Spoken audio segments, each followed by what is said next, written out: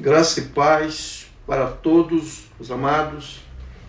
Eu desejo ler um texto na segunda epístola de Paulo aos Coríntios, o capítulo 2 e o versículo 17. Porque nós não estamos como tantos outros, mercadejando a palavra de Deus. Antes em Cristo é que falamos na presença de Deus, com sinceridade e da parte do próprio Deus. O capítulo 4 da mesma epístola, o versículo 1 e o versículo 2. Pelo que, tendo este ministério, segundo a misericórdia que nos foi feita, não desfalecemos. Pelo contrário, rejeitamos as coisas que, por vergonhosas, se ocultam, não andando com astúcia, nem adulterando a palavra de Deus. Antes, nos recomendamos à consciência de todo homem na presença de Deus, pela manifestação da verdade. Amados, eu desejo analisar um fenômeno atual do mundo contemporâneo, charlatanismo. O charlatanismo, que na verdade é um fenômeno primitivo. Mas eu desejo abordar este fenômeno hoje e analisando alguns arquétipos ou paradigmas deste fenômeno. Primeiro, Paulo é muito claro, Paulo fala de mercadejantes, ou seja, comerciantes da fé, que usavam a fé como meio de ganhar dinheiro, E a luneta de Paulo consegue enxergar esta picaretagem já nos seus dias. E Paulo, ele é muito contundente, ou na verdade, Paulo é muito claro. Ao analisar este fenômeno, Paulo faz uma crítica ferrenha, amados, violenta. Mercadejante, da palavra mercadejantes, o mesmo sentido de mercadores, ou comerciantes da fé, que usam a fé para ganhar dinheiro, No capítulo 4, Paulo vai analisar pelo que tendo este ministério, segundo a misericórdia que nos foi feita, não desfalecemos. Amados, Paulo, ele faz uma cosmovisão na sua reflexão e atinge alguns pontos cruciais deste fenômeno altamente danoso para o cristianismo histórico de Jesus Cristo. O ministério hoje, na verdade, eu uso uma expressão que na verdade, é a expressão atual do Evangelho, ministério que eu cognomino minismonei.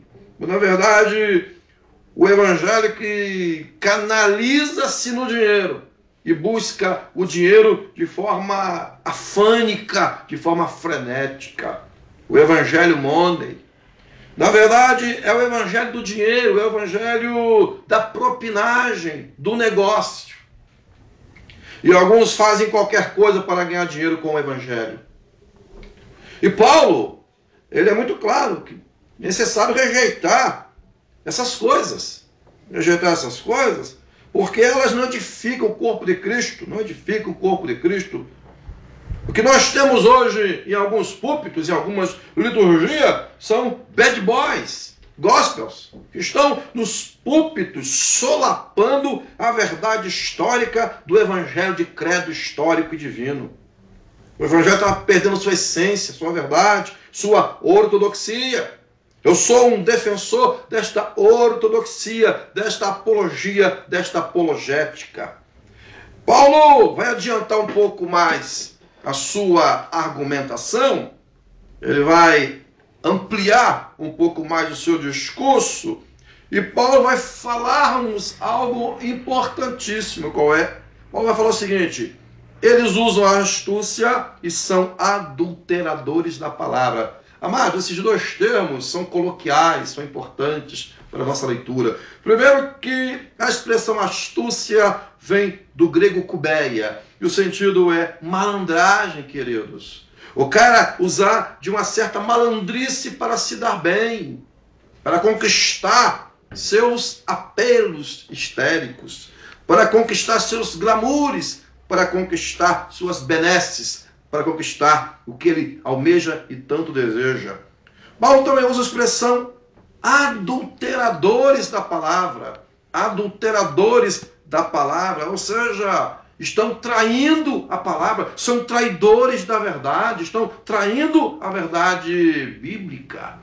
Necessitamos de uma ortodoxia corroborada com a ortopraxia. Necessitamos hoje não de evangelistas da mídia, nem de pastores apeladores do consumo e do comércio gospel.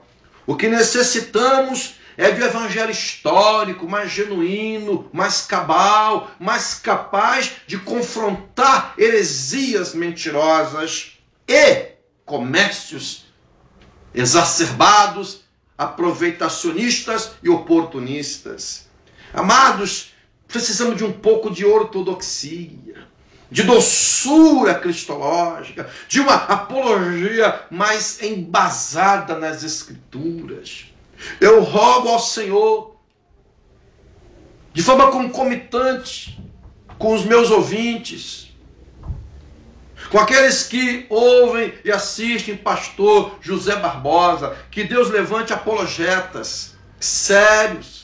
Chega de oba-oba, chega de muita malandragem, de bandidagem dentro do cristianismo. É muita bandidagem, amados. Muitas pessoas que têm uma vida social degradada, decadente, se aproximam do evangelho com os mesmos interesses que eles tinham lá atrás. E se alojam no evangelho com interesses escusos.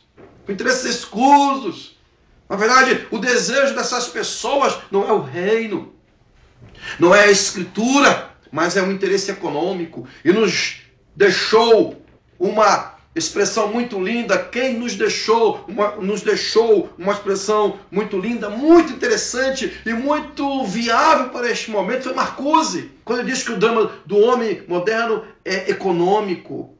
Saint-Simon também, filósofo francês, deixou-nos algo muito importante. O drama do homem atual é o econômico.